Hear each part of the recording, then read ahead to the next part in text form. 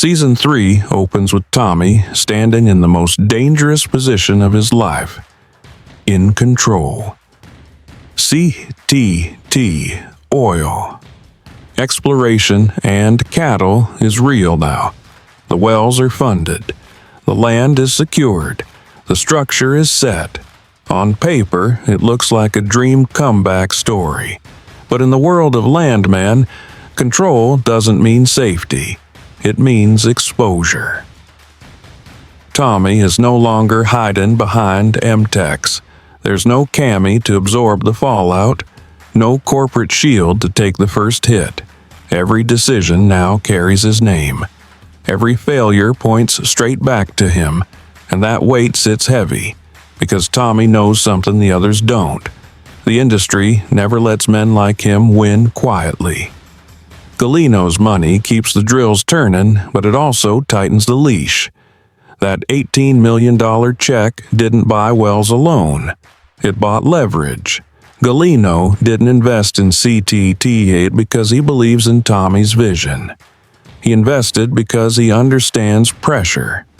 He understands that a man with family, land, and pride can be bent.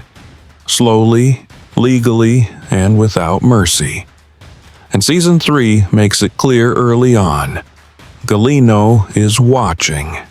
Always. Inside CTT, the power dynamics are fragile. Cooper may hold the title of president, but he's still learning what leadership really costs. He carries the trauma of almost losing everything. Ariana, his freedom, his future, and that shadow hasn't lifted. Every time he signs a paper, every time he steps onto the field, there's a quiet question behind his eyes. How much blood is already on this ground? Tommy, as senior vice president, plays the role of advisor, but the truth is darker. He's trying to protect his son from becoming him, from making the same compromises, from crossing lines that can't be uncrossed. And yet, the irony is brutal. The only reason CTT survives is because Tommy already knows where those lines are, and how far past them the industry really lives. TL oversees drilling, but even that job comes with unseen danger. Environmental regulators are circling. Old rivals from MTechs haven't disappeared. They've just gone quiet. Contracts signed in Season 2 now come with clauses no one read carefully enough. And every barrel pulled from the ground draws attention from people who don't care about fairness, only ownership. Angela feels the shift before anyone else. She's seen this version of Tommy before, the man who carries the world alone and calls it strength. The loneliness she feared in Season 2 isn't fading, it's evolving. Now, instead of unemployment, it's obsession. Instead of uncertainty, it's inevitability. She knows what's coming even if she can't name it yet. And hanging over everything is the unspoken truth. CTT didn't just change Tommy's future. It disrupted the balance of power in Texas oil. Someone will respond. Someone always does. Season 3 doesn't rush to show us who. It lets the tension breathe. It lets success feel uncomfortable. Because in Landman, the moment you think you've won is usually the moment the ground starts to crack beneath your feet. Success doesn't announce itself with sirens. In Landman Season 3, it arrives quietly. Through permits approved a little too fast, phone calls returned a little too late, and doors that suddenly don't open the way they used to. CTT is operational now, but Tommy quickly learns that running an independent company means standing alone in a system designed to crush independence. The pressure starts from the outside. Regulators begin asking questions that feel less like procedure and more like warnings. Environmental inspections become frequent, aggressive, and oddly specific. Old issues from land that predates CTT resurface, even though they were supposedly settled years ago. Tommy understands what this really is. Someone is pulling strings, reminding him that stepping outside the established hierarchy comes with consequences. Galino's presence grows heavier. His patience wears thin as costs rise and timelines stretch. He doesn't threaten Tommy outright. He doesn't need to. Every conversation carries an unspoken reminder. Money always expects obedience. Galino wants influence over drilling decisions, over land acquisitions, even over who CTT partners with next.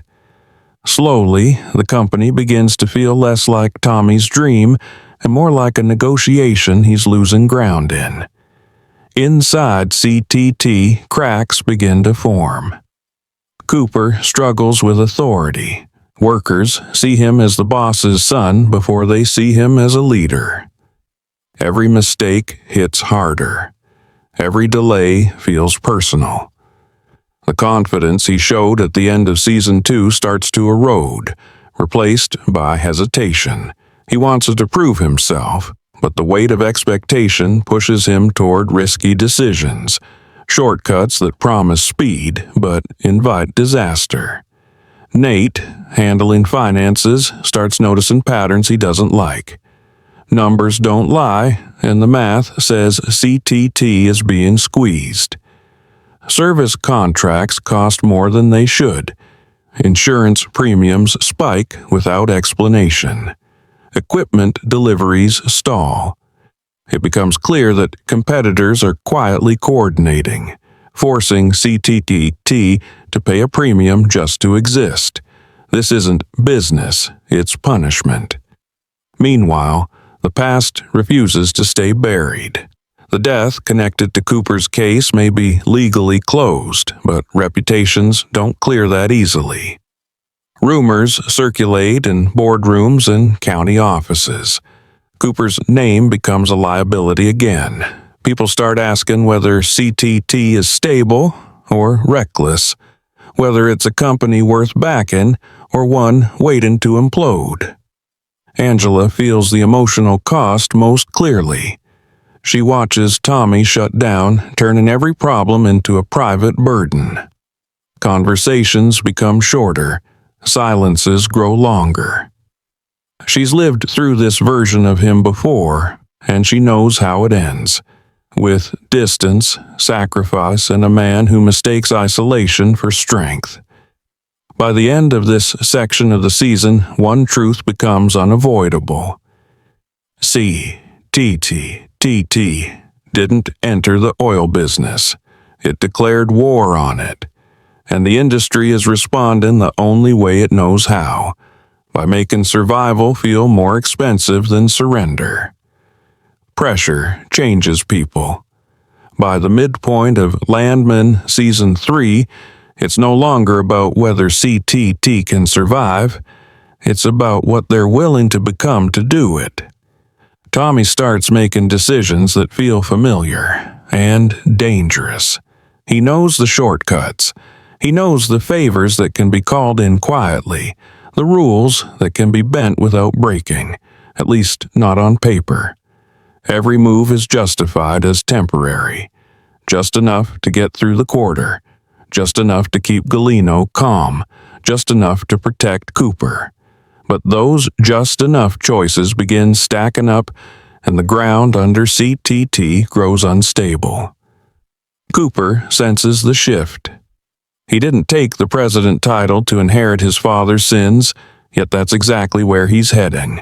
When a drilling opportunity appears on disputed land, the legal risk is obvious. The payoff is massive. Cooper hesitates. Tommy doesn't. The conversation between them isn't loud, but it's heavy. Tommy frames it as necessity. Cooper hears it as a warning. Leadership means choosing the least terrible option, even when it still hurts people. TL raises concerns from the field.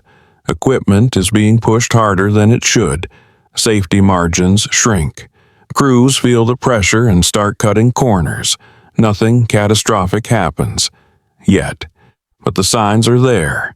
Small injuries, close calls, the kind of incidents that don't make headlines but leave scars. TL knows how this story ends if it continues, and for the first time, he starts questioning whether Tommy is still the man he trusted. Nate uncovers something worse. Financial records show irregular payments tied to shell vendors, legal enough to pass a glance, dirty enough to raise alarms. When he brings it to Tommy, the response is calm, controlled, and final. Tommy tells him not to dig. Not yet. That moment changes everything. Nate realizes CTT isn't just being attacked from the outside anymore.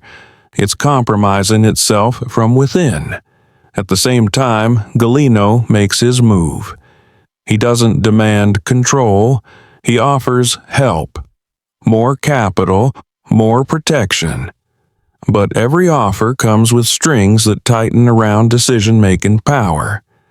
Accepting would mean survival, at the cost of autonomy. Refusing could mean collapse. Galino understands leverage better than anyone, and he's betting that Tommy's fear of failure will outweigh his pride. Angela confronts Tommy. Not about money, not about oil, about the man he's becoming. She tells him he's building a company that looks a lot like the ones he swore he'd never serve again. For a moment, the armor cracks, but instead of stepping back, Tommy doubles down. He tells her this is the only way, that the world doesn't reward restraint, that he's protecting their family, even if it costs him everything else. By the end of Section 3, the line has been crossed, quietly, deliberately. CTT is still standing. The wells are still pumping. But the question is no longer who's attacking them.